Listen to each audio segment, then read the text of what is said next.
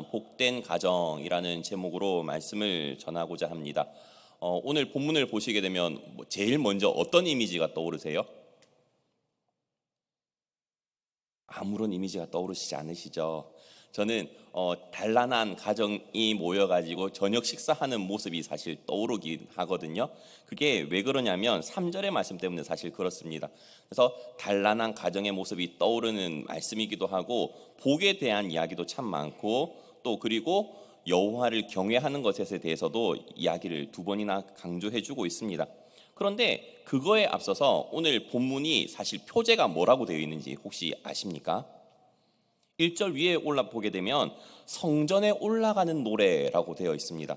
성전에 올라가는 노래라고 되어 있다는 말은 이스라엘 백성들이 연 3번 강제적으로 이제 성전에 가서 제사를 지내는 절기가 있지 않습니까? 있습니다. 그 절기 가운데 성전에 올라가고 내려가면서 부르는 시편의 고백의 찬양이 바로 오늘 본문에 포함되고 있다는 것이죠. 이 성전에 올라가는 노래는 시편 120편부터 134편에 이르는 15편이 있는데요. 그 가운데 9번째에 해당되는 시가 바로 오늘 시입니다. 그렇다면 오늘 본문에 나오는 핵심 단어가 어떤 것일까요? 때로는 복이라고 생각하실 수도 있습니다. 물론 그렇습니다. 복, 형통, 번영 다 좋습니다. 그리고 실제로 오늘 본문에도 복이 있는 사람에 대해서 이야기를 하고 있기 때문입니다. 그런데 복에 대해서 포커스를 맞추는 것보다는 우리도 그렇잖아요. 복 받기 위해서 막 열심히 사는데 어떻게라는 거에 대해서는 초점을 맞추지 않고 살아가는 경우가 상당히 많기 때문에 오늘은 복이라는 초점보다는 어떻게라는 초점을 한번 맞췄으면 좋겠습니다. 그런데 오늘 본문 첫 번째는 이렇게 말씀을 하고 있습니다. 1절에 보게 되면 뭐라고 하냐면 여호와를 경외하며 그의 길을 걷는 자마다 복이 있도다 라고 되어 있는데요. 원어를 보게 되면 우리가 읽고 있는 성경이랑 좀 달라요. 어떻게 다르냐면 이렇게 시작하거든요. 복되도다 라고 선포를 먼저 합니다. 안 믿기시나요? 믿어주시기 바랍니다. 복되도다 라고 하면서 선포를 하고 여호와를 경외하는 자마다 그리고 그의 길을 걷는 자마다 복이 있다라고 하면서 후속으로 그렇게 선포를 한다는 것이죠. 그런데 이 복되도다라고 선포를 하고 나서 그 수식어가 여호와를 경외하고 그의 길을 걷는 자마다 복이 있다라고 하는 것이죠. 그래서 제일 먼저 복이 있는 사람은 여호와를 경외하며 그의 길을 걷습니다라고 하는 것이죠. 자, 그런데 보십시오. 여호와를 경외하는 것이 복의 받는 길이라는 것은 다 알고 있습니다. 그죠? 성경에 보면 누구나 다 아는 말이 하나님을 경외하고 그를 잘 믿고 섬기면 복을 받는다는 것은 잘 알고 있다고요. 그런데 여호와를 경외하는 것은 하나님을 두려워하고 하나님을 온전히 신뢰한다는 말이 포함되어 있는 것이거든요. 그런데 여호와를 경외한다는 것은 그나마 이해가 돼요. 그런데 그 다음 문구가 참 우리에게 부담스러운 말입니다. 왜죠? 그의 길을 걷는 자마다 복이 있도다라고 하고 있기 때문이죠. 자, 그의 길을 걷는 자마다 복이 있다라는 말은 무슨 뜻일까요? 우리가 준비한 길일까요? 그의 길이라는 말은 하나님의 길 말하는 거잖아요. 그죠? 주님께서 예비해 주신 길, 주님이 길을 닦아주신 길, 그 길이 바로 그의 길 아닐까요? 그렇죠? 사람마다 다 길이 있어요. 가고자 하는 목적지가 다르고 다 가고자 하는 방향이 다 다릅니다. 어떤 사람은 직장도 삼성을 원하는 꿈이 있는 직장이 있고 또 어떤 사람은 체육을 전공하기 위해서 하고 있기 때문에 또 다른 진로의 길이 있고 어떤 사람은 예능에 관심이 있기 때문에 음악, 미술 여러 가지 길이 있어요. 그런데 그 모든 길 가운데 그의 길은 도대체 무슨 길일까라는 생각을 우리는 던져볼 수 있어야 된다는 것입니다. 왜냐하면 우리는 수많은 선택의 여지 가운데 수많은 기로 가운데 어떤 것이 주님께서 원하는 길일까라는 질문을 기도 가운데서도 많이 하고 있기 때문에 그렇지 않나요? 저는 우리 성도님들도 다 그런 기도를 하실 거라 믿습니다. 그렇다면 그의 길을 걷는 자는 복이 있다고 하는데 그의 길은 무엇일까? 주님의 영광을 드러내는 길입니다. 예수님께서 주님의 영광을 드러내는 길을 가셨잖아요. 하나님의 영광을 드러내는 길. 순종의 길을 가셨거든요. 걷기 싫은 길이셨을 수도 있습니다. 고난의 길이셨잖아요. 순종의 길이었고 겸손의 길이었고 정말로 나를 낮추고 남을 섬기는 길이었고 남을 더 높이는 길이셨어요. 항상 베풀고 선대하며 구워주고 베푸는 삶이 쉬운 길이겠습니까? 어렵죠. 그런데 예수님께서 그런 삶을 살아가신 이유가 무엇이죠? 하나님께서 예수님으로 하여금 하나님의 계획을 이루시기 위해서 또 그 계획을 이루는 것이 주님의 하나님의 영광을 드러내는 일이기 때문에 기꺼이 그것을 감당하면서 그의 길을 걸어가셨던 것 아니겠습니까? 그렇기 때문에 우리는 여호와를 두려워하고 온전히 신뢰하면서 하나님이 우리를 향해서 예배해 두신 길을 걸어갈 수 있어야 된다는 것이죠. 그런데 우리는 삶 가운데 살아가다 보면 어떤 길을 가나요? 하나님께서 우리를 예배해 주신 고난의 길, 십자가 길보다는 왠지 복 받는 길, 세상적인 기준에서 말합니다. 조금 더 편한 길, 조금 더 내가 삶이 윤택해지는 길, 그 길이 하나님께서 예배해 주신 길일 거야 라고 생각을 하지 않나요? 그런데 우리는 길을 선택하면서 질문을 던져보지 않습니다. 하나님, 이 길을 선택했을 때 주님께서 영광을 받으십니까? 이 길을 선택했을 때 내가 드러나는 길입니까? 라는 질문을 하지 않는다는 것이죠. 그런데 쉽게 하나님의 길을 선택할 수 있는 방법은 내가 이 길을 선택했을 때, 이 선택을 했을 때 주님께서 과연 영광을 받으실까? 아니면 주님의 영광을 가리는 일일까? 그것이 확연하게 드러나는 경우가 있거든요.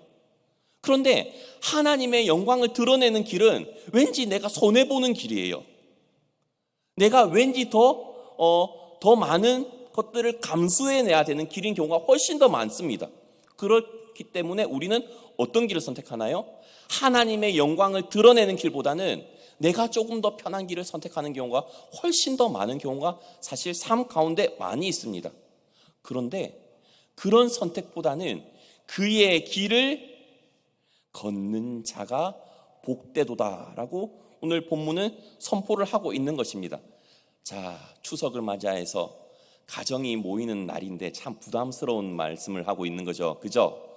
그럼에도 불구하고 끝까지 한번 들어주시기 바랍니다. 그리고 두 번째는 또 부담스러운 말씀이 또 나옵니다. 복이 있는 사람은 수고한 대로 거두고 복되고 형통하다고 합니다. 자, 2절에 그렇게 나와 있죠. 내가 내 손이 수고한 대로 먹을 것이라 내가 복되고 형통하리로다. 자, 우리는 어떤 게 복이라고 생각을 합니까? 하나를 심으면 30배, 60배, 100배의 결실을 맺을 줄 믿습니다. 이것이 우리가 생각하는 복 아닐까요? 그래서 대개 기도할 때도 이러지 않습니까? 30배, 60배, 100배의 복을 허락하여 주시옵소서. 저만 그런 기도하나요? 되게 많은 분들이 그렇게 기도하시잖아요. 수고한 것보다 훨씬 더 많은 결과를 얻기를 기도하는데 오늘 본문에서는 내 손이 수고한 대로 먹을 것이라. 이 말은 내가 수고한 만큼 거두기 때문에 그 사람의 노력이 상당히 많이 들어갑니다. 그리고 그 사람이 어떤 수고를 했느냐에 따라서 전혀 결실이 없을 수도 있습니다. 왜냐하면 헛수고라는 게 있지 않습니까? 그죠?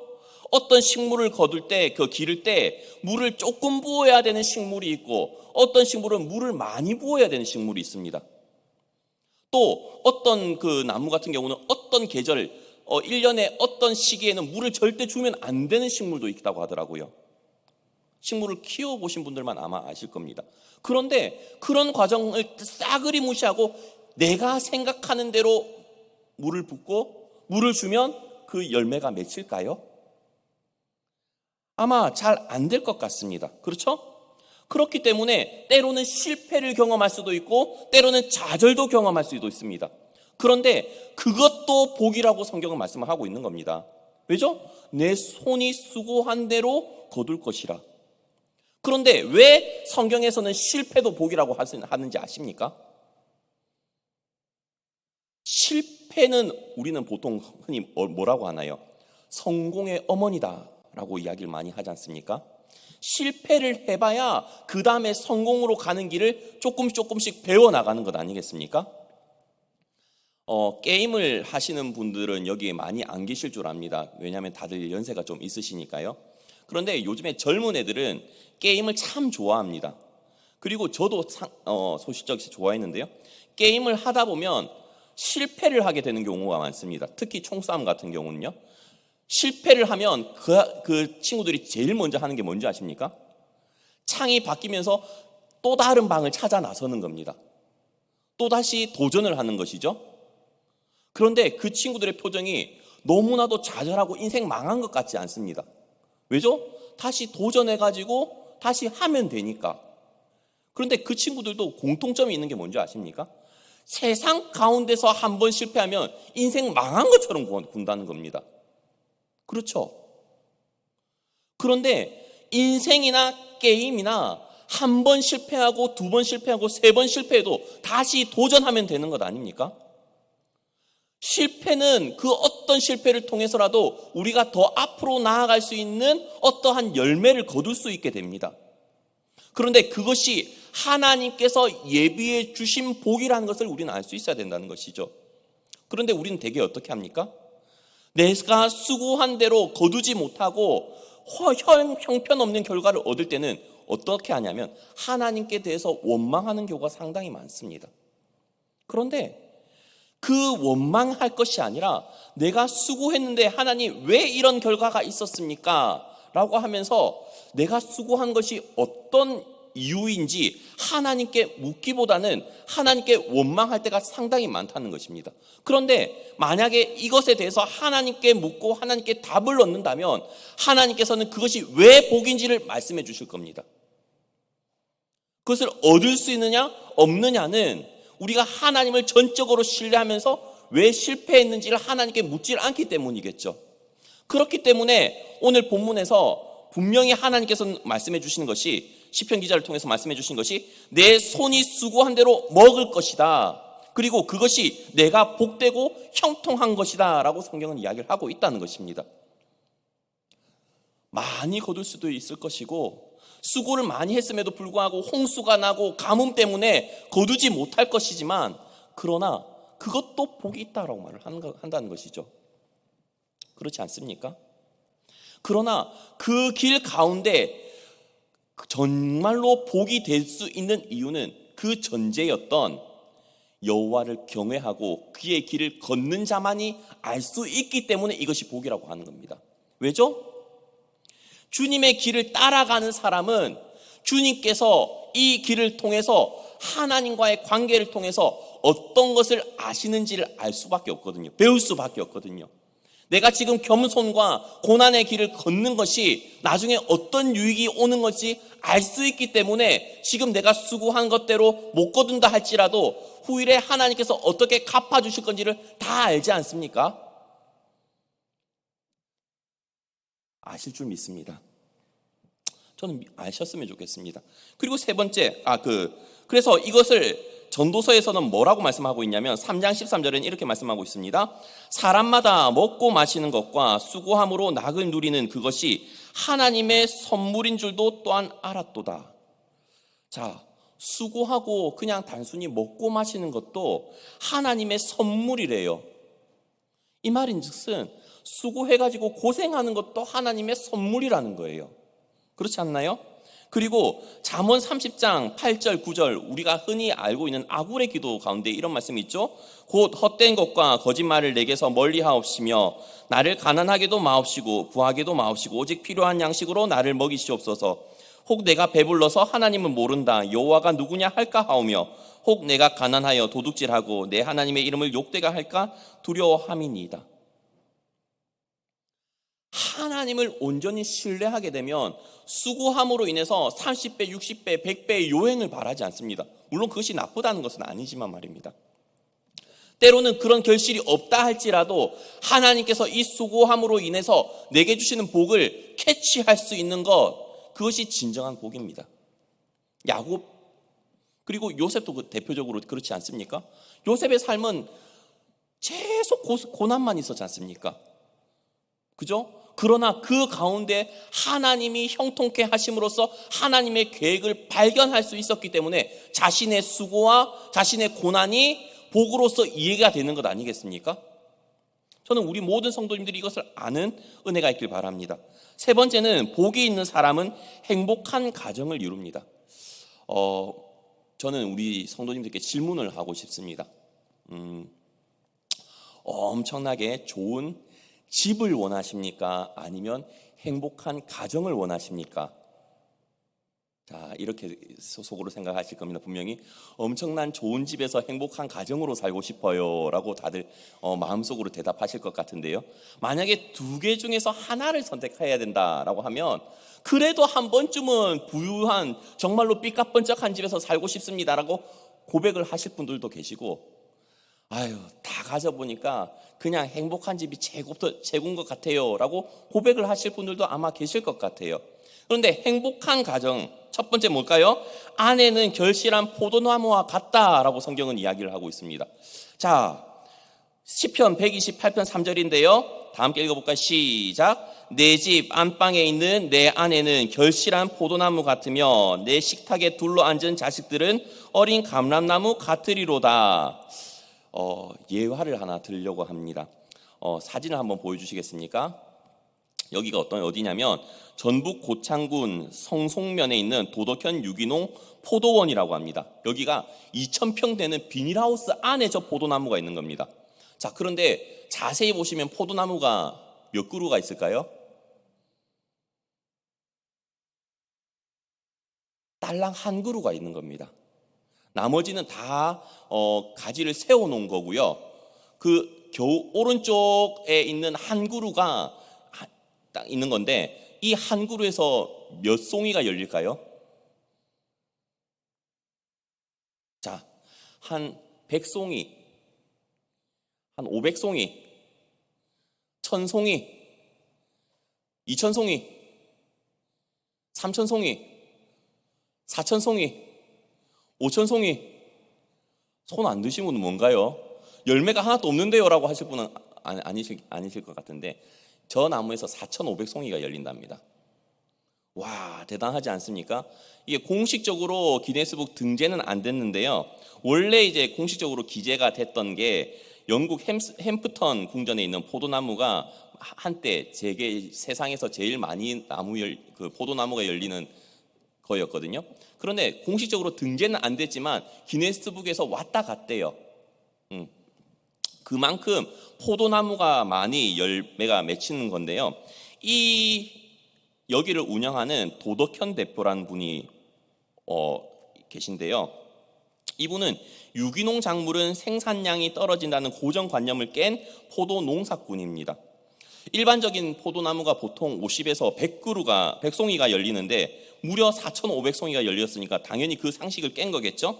그런데 그가 이렇게 된 데는 배경이 있다고 합니다. 처음에 이분이 무슨 일을 했냐면 경매사를 했답니다. 그런데 제값을 받지도 못함에도 불구하고 유기농으로 끝까지 과일을 재배했던 농민들을 보면서 좀 도전을 받았대요. 왜냐하면 당시에는 예쁘고 크게 키우기 위해서 약물을 많이 투입을 했었거든요. 그러면 비싸게 팔리고 제대로 보기도 좋은데, 유기농으로 키우면 제값을 못 받음에도 불구하고 그 뚝심으로 인해서 끝까지 그것을 고집하면서 상품을 팔러 오시는 분들이 계셨기 때문입니다. 그래서 그 모습에 감동해가지고 유기농으로 포도나무를 재배하려고 했는데 그게 쉬웠겠습니까? 포도나무를 재배를 안 해보셔가지고 모르시죠? 이전에 농사 짓던 땅을 개간해가지고 2m 간격을 두고 땅을 밑으로 1m 깊이로 한 줄씩 쭉쭉 팠다고 합니다. 거기다가 스프링클러로 물을 틀고 비료 성분을 녹여내기 위해서 물을 몇 달간, 2달간 반복해서 틀고, 그래가지고 토양에 있는 산성도를 참 많이 낮췄다고 합니다. 그리고 비료라든지 농약, 그리고 가축 분뇨라는 것도, 그런 것도 쓰지 않고 대나무 톱밥, 두부 비지, 현미 쌀겨, 버섯을 배양하는 배지 등으로 이 바료태비를 사용해가지고 이 나무를 만들었대요. 참 고생 많이 했겠다라는 생각이 드시지 않습니까? 근데 그렇게 해가지고 나무가 열렸는데 한 송이 하나의 나무에 몇 송이요? 4,500송이. 자, 이게 결실한 포도나무라고 가정을 해볼게요. 자, 우리 성도님들 집에 결실한 포도나무가 있습니까? 없습니까? 권사님들, 집사님들은 나요, 나 이렇게 하셔야 되잖아요. 여자분이니까, 그죠? 남편분들은 누가 이렇다고요? 아내분이 결실한 포도나무 같다라고 또 성경은 이야기를 하고 있지 않습니까? 맞잖아요. 3절, 내 집 안방에 있는 내 아내는 결실한 포도나무 같다라고 이야기를 하는데, 그 말인즉슨 그 복이 있는 사람은 아내를 엄청 소중히 다루고, 그죠? 풍성하게 열매가 맺힐 수 있도록 많은 도움을 주는 거죠. 그것도 하지 않으면서 아내한테 잔소리만 하면 될까요? 안 될까요? 뒤에서 저희 아내가 뒤에 있는데 속으로 이런 거 같습니다. 너나 잘해라 라고 하는 것 같긴 한데요. 그런 것 같습니다. 부끄러운 고백이지만 제가 사역을 한국에서 시작하고 아내한테 경제권을 넘겨주지 않았었습니다. 처음에. 왜 그랬냐면 아내가 미국에서 살다가 와놓으니까 5,000원짜리랑 5만원짜리를 구분을 못했거든요. 그래서 5,000원짜리 내고 그냥 해야 될 때 5만원짜리를 내고 잔돈을 안 받으려고 하는 경우를 제가 봐가지고 깜짝 놀래가지고 이 사람한테 돈을 맡기면 큰일 나겠다 생각이 들어가지고 처음엔 안 맡겼어요. 그런데 그게 저의 살아오면서 가장 어리석은 행동이었습니다. 그래서 몇 년 동안은 돈을 못 모았거든요. 제가 이제 돈을 가지고 있다가 사례를 받으면 아내한테 이제 생활비를 주는 것이 아니라 카드값 나오면 그걸 줬어요. 그러다가 엄청 그 부부싸움을 찌게 하고 난 이후에 경제권을 다 넘겨줬는데 그때부터는 기적과 같이 돈이, 교육자 사례 아시잖아요. 그런데도 저금이 되더라니까요. 자, 왜 그럴까요? 아내가 결실한 포도나무와 같이 풍성하기 때문입니다. 제 생각에는 아내가 결실한 포도나무가 아니라 생각을 해가지고 재정권을 넘겨주지 않고 경제권을 넘겨주지 않았는데 알고 보니까 우리 아내가 이처럼 좋은 포도나무인 줄 제가 몰랐던 겁니다. 무슨 말인지 아시겠어요? 잠언 31장 10절에 이런 말씀이 있습니다.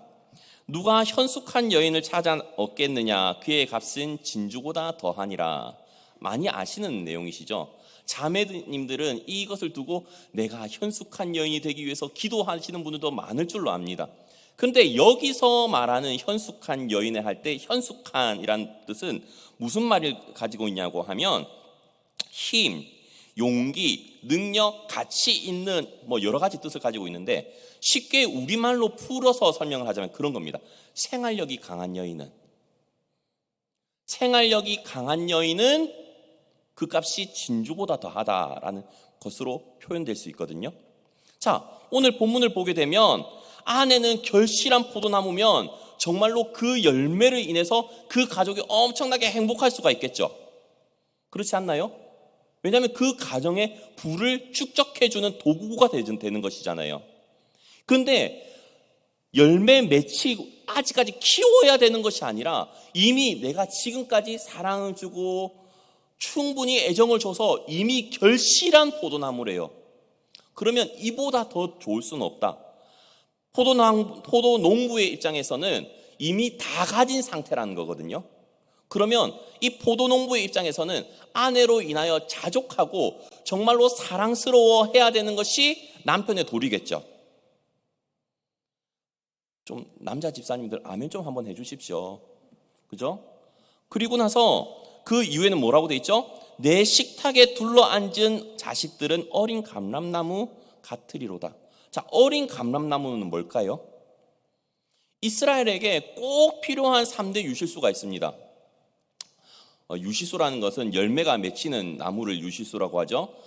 오늘 본문에 2가지가 나오는데요. 포도나무, 감람나무, 그리고 하나가 무화과나무입니다. 올리브는 우리가 흔히 먹는 피자 위에 토핑으로 재료로 많이 올라가죠. 피자를 드셔보셨습니까? 그런데 이 올리브라는 것은 토핑으로도 올라가긴 하지만 유럽인들이 가장 좋아하는 거거든요. 그리고 이 올리브란 건 버릴 게 없어요. 왜죠? 짜면 기름도 나오잖아요. 올리브 기름, 올리브유 다들 가정에서 쓰시잖아요. 그런데 이 올리브 나무는 아직 다 자란 상태가 아니래요. 어떤 상태라고요? 어린 감람나무 같으리로다. 그러면 이 복 있는 사람의 가정에 있는 자녀들은 어떤 상태로 키워야 될까요? 정말로 이 지금은 아직까지 내 손길이 참 많이 필요한 나무이지만 언젠가는 정말로 이 가정에 있어서 꼭 필요한 존재와 같은 사람, 우리 가정뿐만이 아니라 이스라엘 백성에게도 꼭 필요하고 어딜 가든지 간에 선한 영향력을 끼칠 수 있는 이 어린 감람나무와 같이 여길 줄 알아야 된다는 것이죠. 그러면 복 있는 가정은 제가 가장으로서 우리 아내를 어떻게 여겨야 될 줄 안다고요? 결실한 포도나무 같이 여겨야 됩니다. 결실한 포도나무라고 해가지고 포도나무를 파는 사람이 있을까요? 그 열매를 팔면 팔았지, 그죠? 그러니까 포도나무는 엄청 귀하게 여길 줄 알아야 된다는 것이고, 또한 어린 감람나무는 사랑을 가지고 애정을 가지고 키울 수 있어야 되는 것입니다. 그리고 그것이 복되고 형통하다라고 성경은 말씀을 하고 있다는 것입니다. 그리고 네 번째는 뭐라고 하냐면 이같이 복을 얻으리로다라고 하면서 말씀을 하고 있는데요. 4절도 사실 우리가 읽지는 않겠지만 원어로 보면 이렇게 되어 있습니다. 원래 오늘 본문의 4절은 여호와를 경외하는 자는 이같이 복을 얻으리라고 되어 있지만 원어는 그렇습니다. 보라로 시작됩니다. 보라, 이같이 복을 얻을 것이다. 여호와를 경외하는 자는, 이 순서거든요. 무슨 말이냐면 위에 것도 포함되고 밑에 것도 같이 포함될 수가 있습니다. 여호와를 경외하는 자는 아내는 풍성한 포도나무와 같을 것이고 자녀는 어린 감람나무와 같을 것이고 또 뒤로 연결시키면 장수의 복을 누릴 수 있다는 것입니다. 그래서 네 번째는 복이 있는 사람은 장수의 복을 누립니다 라고 되어 있는데요. 5절 6절 한번 다 함께 읽어볼까요? 시작. 여호와께서 시온에서 내게 복을 주실지어다. 너는 평생에 예루살렘의 번영을 보며 내 자식의 자식을 볼지어다. 이스라엘에게 평강이 있을지로다. 지금은 우리가 100세 시대라고 합니다. 그죠? 100세 시대이기 때문에 앞으로 살아갈 날이 참 많이 있긴 한데요.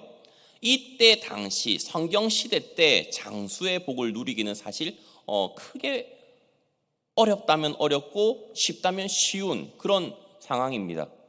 왜냐하면 질병과 기근과 핍박이 있으면 어떻게 될까요? 전쟁이 있으면 빨리 죽어나가겠죠.